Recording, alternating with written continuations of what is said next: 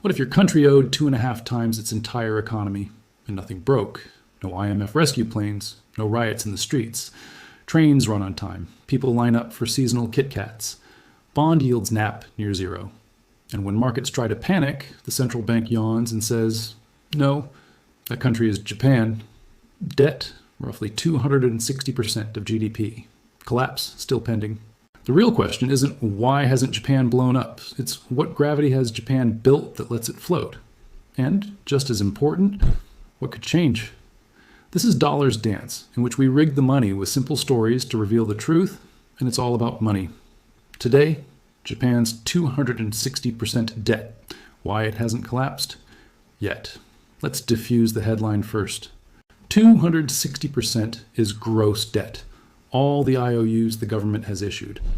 Japan also owns assets, foreign reserves, stakes in institutions, cash-like holdings, so net debt is lower, still massive but less scary. Now the part most people miss, who owns the IOUs? In Japan's case, not flighty foreign funds, mostly Japan. Households save in yen. Banks, insurers, and pensions park that yen in government bonds. And towering over all of it sits the Bank of Japan, which has bought such a huge chunk of those bonds that, in practice, the government is paying interest to an arm of itself. If that sounds like a magic trick, it is. Here's how the trick works. Japan is a nation of savers. For decades, households and corporations saved more than they invested. That surplus had to go somewhere. It went into banks and life insurers. Those institutions needed safe, long-term yen-denominated assets to match their promises. Government bonds fit perfectly. When the private sector sits on a mountain of cash and wants safety, the public sector can borrow a lot without scaring anyone. The chips never leave the casino. Then came the second act. The central bank turned the dial from supportive to dominating. Starting in 2013, the Bank of Japan launched quantitative and qualitative easing, buying bonds at massive scale. In 2016, it went further, yield curve control. Instead of just wishing rates lower, it pinned the 10-year yield near zero, then within a band by promising to buy whatever it takes. In a market where the referee is also the biggest player, prices do what the referee says. Bond vigilantes can shout. The BOJ has the whistle and the ball, so why hasn't Japan's debt crushed it? 4 cushions make the landing soft. Cushion 1, it's in yen. Japan borrows in its own currency, which its central bank can always create. That doesn't mean inflation is free. It does mean there's no foreign currency time bomb like you see in classic emerging market crises. No sudden we can't get dollars moment. Cushion 2, a captive, patient investor base. Banks, pensions, and insurers are regulated to hold lots of safe assets. They also have yen liabilities, deposits, annuities, policies, so holding yen bonds is natural. When panic whispers sell, their business model whispers stay. Cushion 3, the current account. Japan exports cars, machines, and expertise. It owns a giant portfolio of foreign assets that throws off income. That external surplus means more yen coming home than leaving most years. In a pinch, Japan can repatriate flows. It's not going hat in hand to the world. Cushion 4, the central bank's backstop. When yields try to rise, the BOJ buys. When the currency swoons, authorities can tweak pace, adjust bands, or jawbone wages and prices. It's not omnipotent. It is very hard to fight. Add it up and you get a paradox that defines modern Japan. The government's giant debt pile sits on top of an even larger pile of private savings, inside a system whose central bank can set the price of that debt. But there's a deeper story humming under those cushions, and it starts with a simple equation. Debt sustainability lives in the gap between the interest rate you pay and the growth rate of your economy. If the interest rate, R, is below the growth rate, G, your debt ratio can stabilize or fall even with modest deficits. For decades, Japan's R was pinned near zero while nominal growth bobbed along above it. Low R, low G, but still R less than G, R, G. That math does a lot of heavy lifting. Now zoom into the plumbing, the everyday habits that keep this machine calm. Banks treat Japanese government bonds like cash with a yield.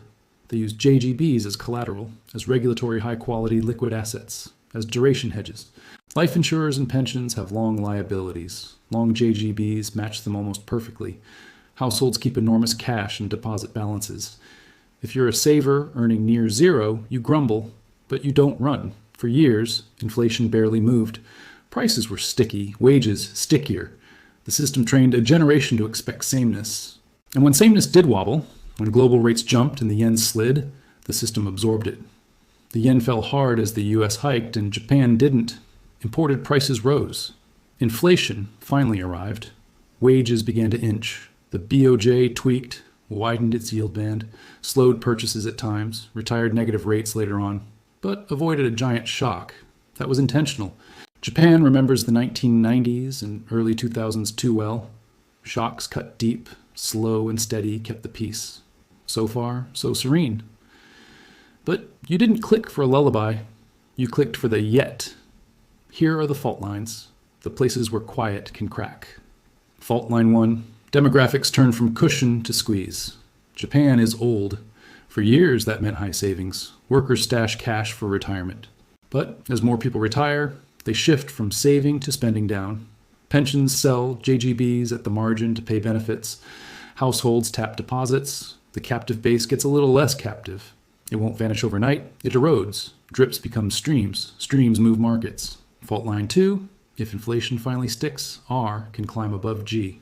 The cost of keeping debt stable changes fast if yields drift up and growth doesn't follow. Japan's average debt maturity is long. That buys time. But when you borrow a lot, even a small average rate change adds up. A country with 260% debt doesn't need double-digit rates to feel pain. 2% can bite if growth is one. Fault line 3, the exit problem. When a central bank owns a giant slice of the bond market, the market forgets how to price. Liquidity thins. Bid-ask spreads widen in stress. The day the bank steps back, prices can gap. We saw tiny previews when the BOJ widened its yield band. Even small tweaks shook the market. An exit is a process, not a press release, and a process that risks turbulence. Fault line 4, the currency valve. Yield curve control pins yen yields low relative to global peers. Capital looks abroad for better returns. That can weaken the yen. A weaker yen boosts exporters and foreign income. It also makes imports, energy, food, more expensive. If wages don't keep up, households feel poorer. If they do keep up, a wage price loop can form. Japan is trying to thread that needle. Engineer a little inflation with real wage growth without a spiral. Fault line 5, the rest of the world. Japan doesn't float in a jar. If global rates stay higher for longer, maintaining low domestic yields becomes more expensive. More currency pressure, more foreign outflows, more intervention.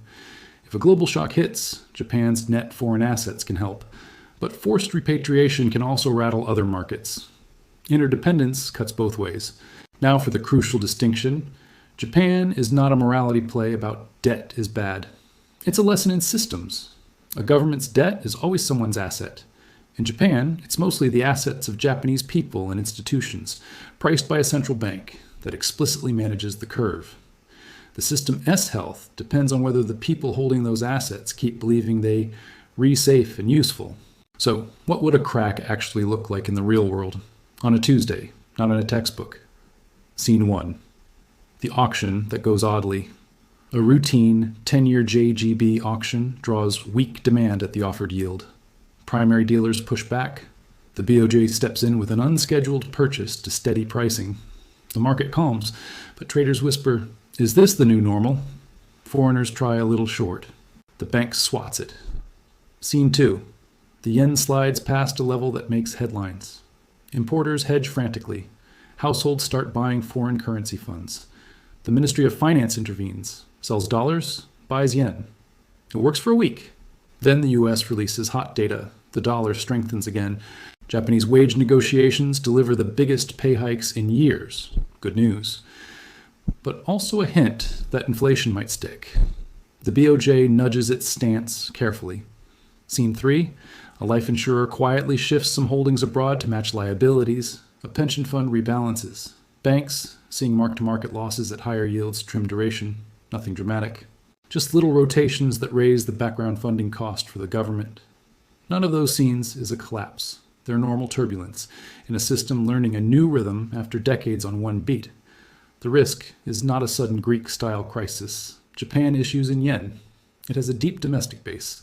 The risk is a slow grind, higher interest costs, Pressure on the currency, a central bank caught between supporting the bond market and supporting the household. What then are Japan's real options? 3 paths, none magical. Path 1, the soft normalization. Wages keep rising modestly. Inflation settles in the 1 to 2% range. The BOJ lets yields drift up a little, slowly, while buying fewer bonds over time. Nominal growth lifts tax revenues. The government tightens the primary balance gradually, some spending restraint, some revenue from a broader tax base, without choking growth. Debt stabilizes, then edges down as R hovers near G. This is the glide path every policymaker wants. Path 2, the extended repression. Inflation runs a bit hotter than wages for a while, and the BOJ keeps a heavier hand on yields to protect the budget. Savers earn little. Real debt erodes quietly. The yen does more of the adjusting, stays weaker, boosts exports and foreign income, pinches imports. It feels unfair to households, but it works arithmetically. Think of it as a long, gentle tax on cash. Path 3, the jump scare.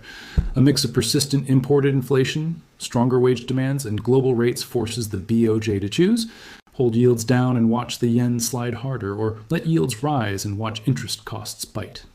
Either choice is manageable if done early and clearly. It's painful if delayed. The collapse version of this path is still unlikely, but the volatility version is very possible. Here's the piece almost no headline mentions. Japan could raise taxes if pressed. Not overnight or without cost, but it has room. The consumption tax, raised in 1997, 2014, and 2019, is still low compared to European peers. The state also owns valuable assets and can restructure liabilities. None of that is free. All of it is feasible in a country with strong social trust and institutional capacity. Trust is Japan's hidden reserve currency. If you're looking for signals that the story is changing, watch these. The current account. A durable move from surplus to deficit would mean Japan is borrowing net from the world, not lending. That changes the room to maneuver. Wage growth versus productivity. If wages rise faster than productivity for years, inflation pressure can stick in ways Japan hasn't seen in a generation. The 10-year yield versus BOJ posture. If yields drift higher with the BOJ stepping back, not panicking, that's orderly. If yields can't rise without emergency buys, the exit is farther away. Tax receipts and the primary balance. Rising nominal tax revenue without one-off gimmicks is a sign the math is healing. Household flows. If deposits begin shrinking quickly or foreign asset buying by households accelerates dramatically, the captive base is moving. A quick word about comparisons.